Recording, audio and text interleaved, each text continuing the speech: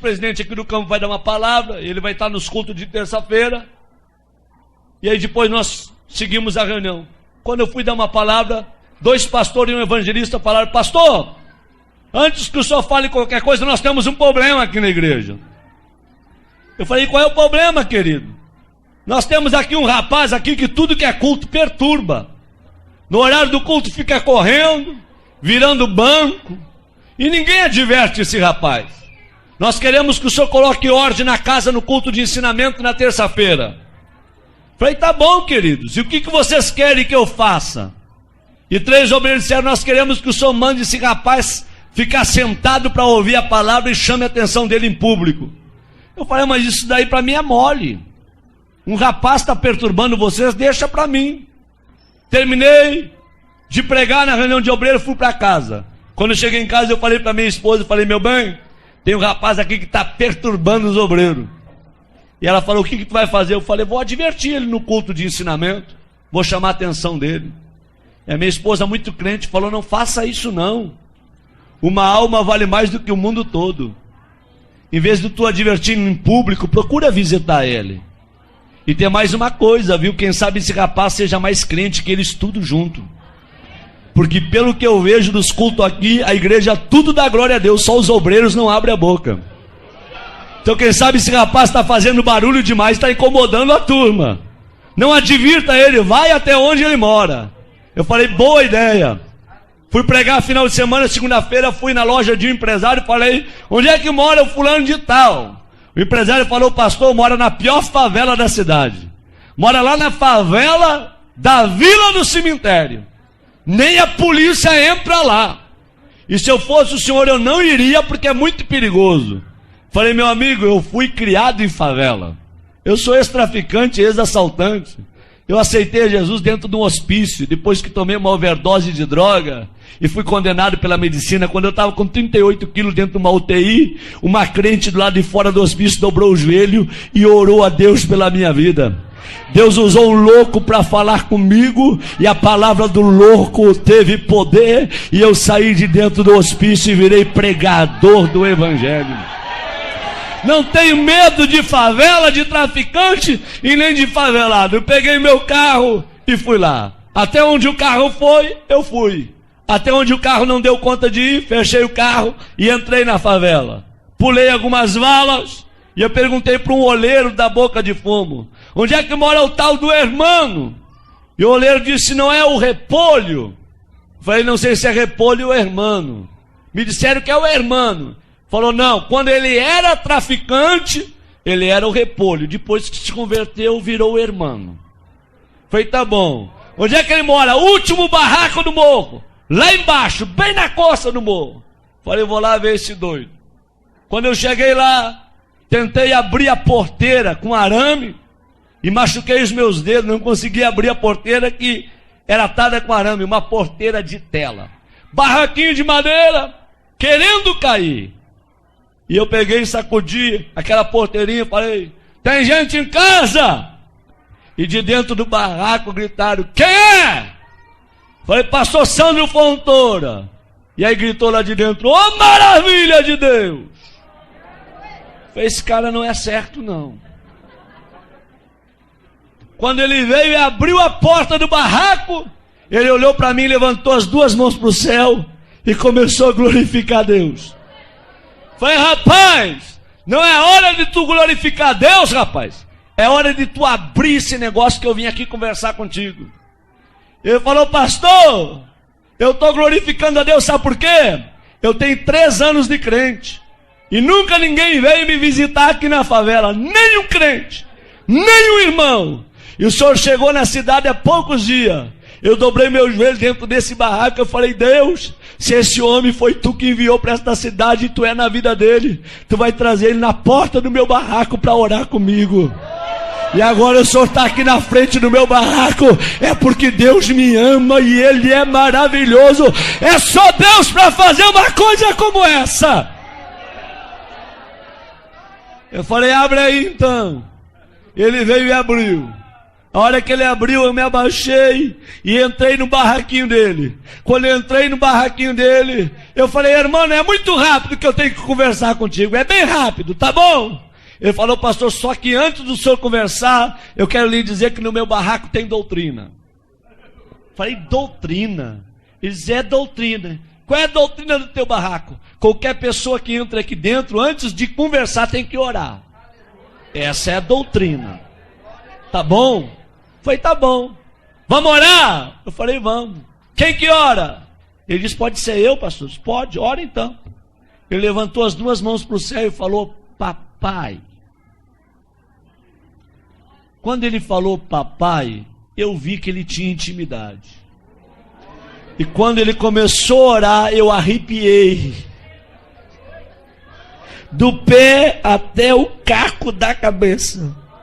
E o Espírito Santo veio na minha orelha e falou: ei, abre o teu olho com que tu vai conversar com o irmão, tá? Porque em 3 anos ninguém visitou ele. Mas eu moro com o irmão 24 horas. Eu sou apaixonado pelo irmão.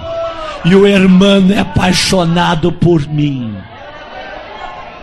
Eu senti Deus no local. Quando ele abriu os olhos, em lágrimas, ele falou: posso lhe mostrar o meu barraquinho? É uma peça e o banheiro dividido com essa cortina. Eu falei: pode. Ele falou: aqui está o fogão a lenha, porque eu não tenho fogão a gás, mas a chapa está brilhando. Puxou a cortina: aqui está minha cama, meu criado mudo. É o tudo que eu tenho. Vem no meu banheirinho. Quando cheguei no banheirinho dele, uma janela de madeira de correio, eu puxei a janela. Fiquei olhando o precipício lá embaixo. Quando eu olhei para os meus pés, um buraco entre a madeira, e eu vi que a madeira estava sobre o precipício. Falei: irmão, se quebrar essa madeira eu caio de espinhadeira abaixo. Ele falou: cai, pastor. Eu pulei fora. Falei: tu tá doido? Se o prego aqui quebra a madeira, tu desce de espinhadeira abaixo. Ele falou: é, pastor. Pastor, antes de eu ser crente, eu era que nem o senhor, eu tinha medo da morte. Mas depois que eu me converti, eu não tenho medo de mais nada. Aqui na favela sopra vento, destelha a casa, meu barraquinho está torto, mas nunca caiu. Porque os que confiam no Senhor são como os montes de Sião. Não se abalam, mas permanecem para sempre. Eu falei: tá bom, vamos conversar. Ele falou: pastor, antes de conversar, um testemunho posso? Falei: rápido, fala rápido. Eles: dá licença. Abriu a camisa, 3 buracos no peito. Falei: que foi isso? Troca de tiro com bandido. Levei 3 tiros de 38 na caixa do corpo. E eu não morri, sabe por quê, pastor? Deus tinha um plano com a minha vida. Pastor, olha esse risco no meu rosto. A polícia me levou para o valão do Tega. Deu rajada de metralhadora para acabar com a minha vida. Uma bala riscou meu rosto. E eu não morri, pastor, porque Deus tinha um plano com a minha vida. Pastor, está vendo esse buraco do outro lado, no braço? Um homem me atravessou com espeto de fazer churrasco de um lado ao outro do corpo. E eu não morri, porque Deus tinha um plano com a minha vida. Pastor, 26 anos fui condenado de cadeia. Tá bom, por assalto a banco, por tráfico de droga. Quando eu estava no fundo da cadeia, com 3 anos de detenção, Deus foi e deu um sonho para um servente de pedreiro. E esse servente de pedreiro ouviu a voz de Deus. Deus deu o número da cela, deu o meu nome e aonde eu estava preso. Esse homem foi lá, falou com o diretor do presídio que tinha 5 minutos para entregar uma mensagem para um detento. O diretor liberou, ele gritou no corredor da cela: irmão, eu gritei lá no fundo: tô aqui! Ele parou na frente da cela e diz: nessa noite Deus me visitou. Deus me deu o teu nome, o número da cela, e Deus mandou te dizer que tu não vai pagar 26 anos de cadeia, porque Deus está precisando de alguém lá dentro da igreja dele, só para dar glória a Deus e aleluia, porque o povo que está lá não quer mais abrir a boca para dar glória a Deus, e Deus vai te arrancar daqui só para tu perturbar lá, tá bom? E eu falei: se Deus me tirar daqui, eu vou morrer dentro da igreja, glorificando e adorando ao nome dele. Quantos aqui acreditam que Deus fala? Digam glória a Deus. Deus foi lá na fronteira com a Argentina, tirou o juiz da cidade e trouxe um juiz, Dr. Edson, para a cidade.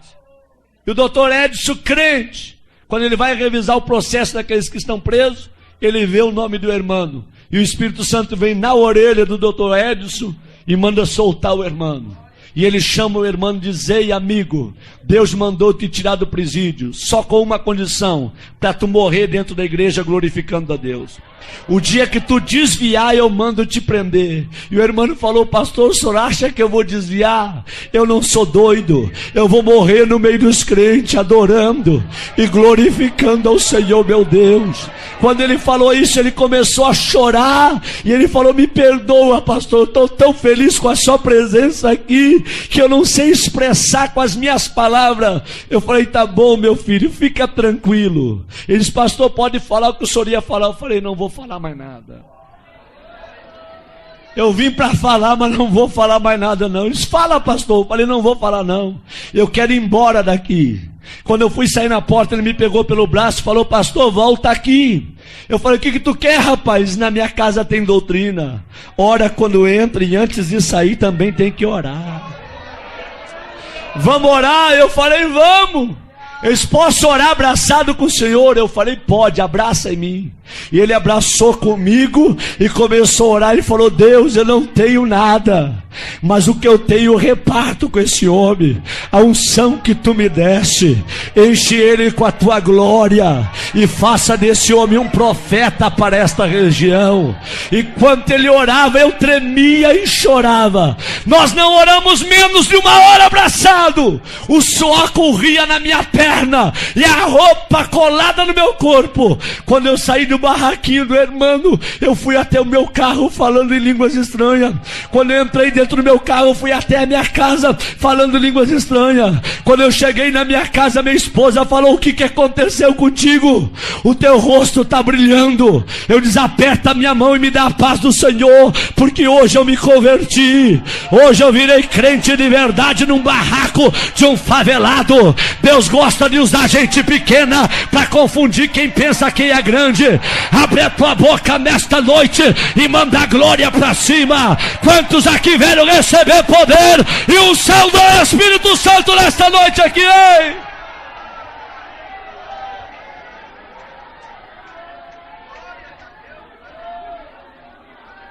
Quando foi terça-feira, eu fui dar um ensinamento no Templo Central. E conforme eu estou dando o ensinamento, eu olho para os obreiros tudo de perninha cruzada, lenço na rótula do joelho, sem abrir a boca para dar um glória a Deus. E eu olho para o irmão lá atrás, ele começou a bater a palminha dele, começou a se alegrar, a sentir o que ninguém estava sentindo. O irmão veio para o corredor da igreja pulando. E eu olhei para trás, e os 3 obreiros que mandaram chamar a atenção dele olharam para mim, e com os olhos eles disseram tudo: pega ele agora, manda sentar. Com os olhos eles falavam tudo. Eu fiquei numa guerra entre a igreja, os obreiros e o irmão. Eu falei: Deus, o que eu faço para salvar o irmão? Aí Deus me deu autoridade. Eu falei: irmãos, quem aqui conhece a história desse rapaz que está aí no corredor? Levante a mão. Ninguém levantou a mão. Quem já foi visitar ele, aonde ele mora? Ninguém levantou a mão. Eu falei: em 15 minutos eu vou falar a história desse rapaz para vocês. Quando eu terminei de falar a história do irmão, a igreja tacou para chorar. E eu falei: traz o irmão aqui no púlpito comigo. E os obreiros desçam do altar todos agora. E o irmão abraçou comigo no altar. Eu falei: a partir de hoje a história desta igreja muda. Vai ser um doido atrás desse púlpito e outro doido no meio de vocês, mas a partir de hoje eu quero crentes cheios da glória de Deus, homens cheios do Espírito Santo, que sejam apaixonados por Deus. Deus não te julga pelo que tu tem, Deus te julga pelo que tu é. Tu pode morar num barraco, cair nos pedaços, mas se Jesus mora lá juntamente contigo, você tem valor. Abre a tua boca e manda a glória para cima. O presidente aqui do campo vai dar uma palavra.